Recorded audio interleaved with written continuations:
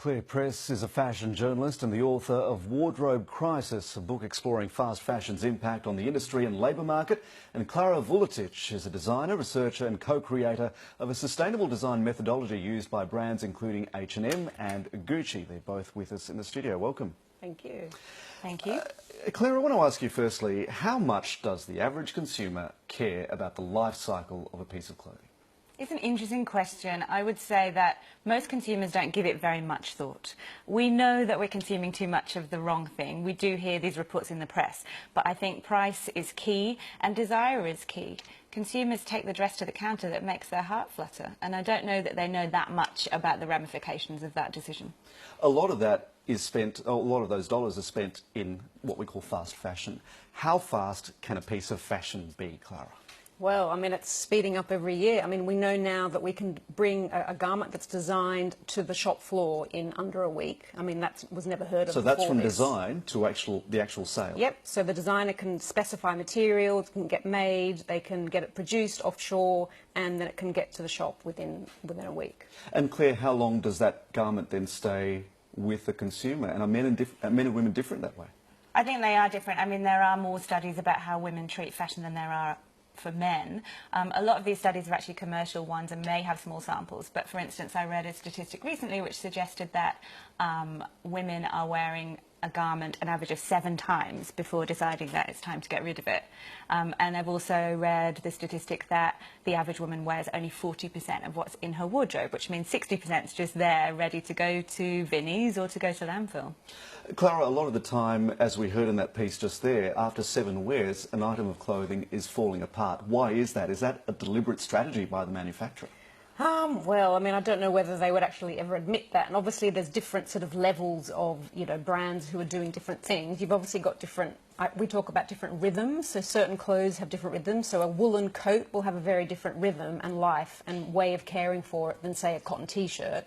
You know, a woolen coat's got a much slower life than a cotton T-shirt, which probably is worn a lot more and washed a lot more and disposed of faster.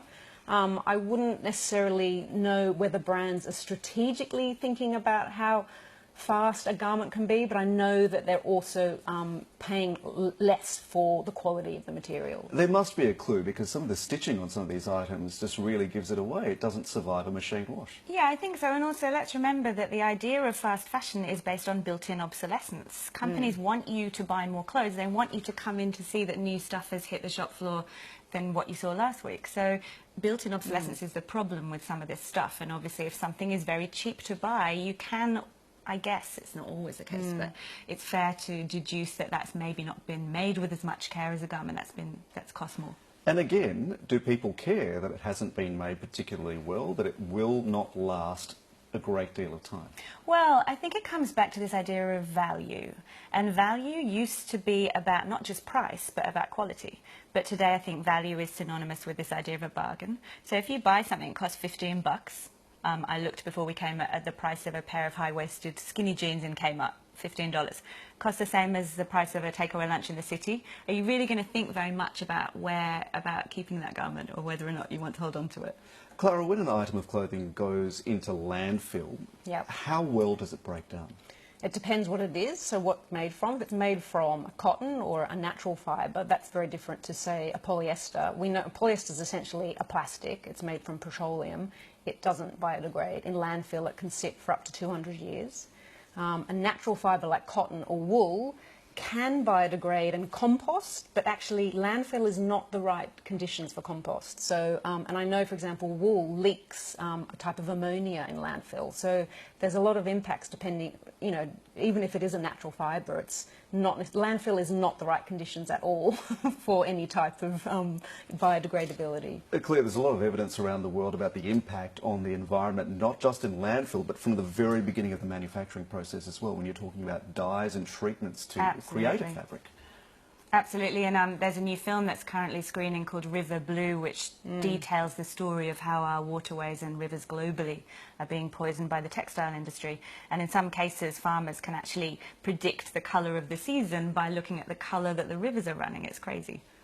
How well, Claire, does the industry adhere to codes, the various codes that they set themselves up for, to protect not only workers' rights but also standards in the environment? It's such a big question. It's such a complex question. It's not easy to answer that as a kind of industry whole, but I think that there is more. There's more due diligence being done on these issues. There's definitely more attention being paid in the media and through things like the Fashion Revolution campaign that commemorates the Rana Plaza factory disaster, for instance, from 2013. So there's a groundswell of interest in this space, and brands have to respond and they have to be more transparent as to who's doing what to what extent. It's very complex. So there's also been a lot of more industry-led initiatives. I think they're really realising they need to step up and take responsibility. So, for example, there's a zero discharge initiative that a lot of the brands are realising that they need to really put pressure on suppliers, particularly in China, around hazardous chemical wastes into water and that kind of thing. Claire, is that self-regulation? Well, does that appeal to a consumer? How much does the consumer know? That's a question you have to ask. And listening to you speak there, Clara, I was thinking about azo dyes and how we don't regulate them in this country at a government level. So we're relying on brands to do that for us and relying on the fact that in the EU they ban them. But here we're hoping that brands will do the right thing, and I think we need more thinking around these areas, and we can't expect consumers to just ask all the right questions and know which questions to ask. One of the things, Clara, that's really interesting in the industry is this idea of fabric recycling. How does it work? Well, I mean, I guess it also depends on what type of fabric, but we, up till recently, we haven't been able to really recycle natural fibres very well. We're actually able to recycle polyester very well in a closed-loop system, and that can be made into new polyester fibres.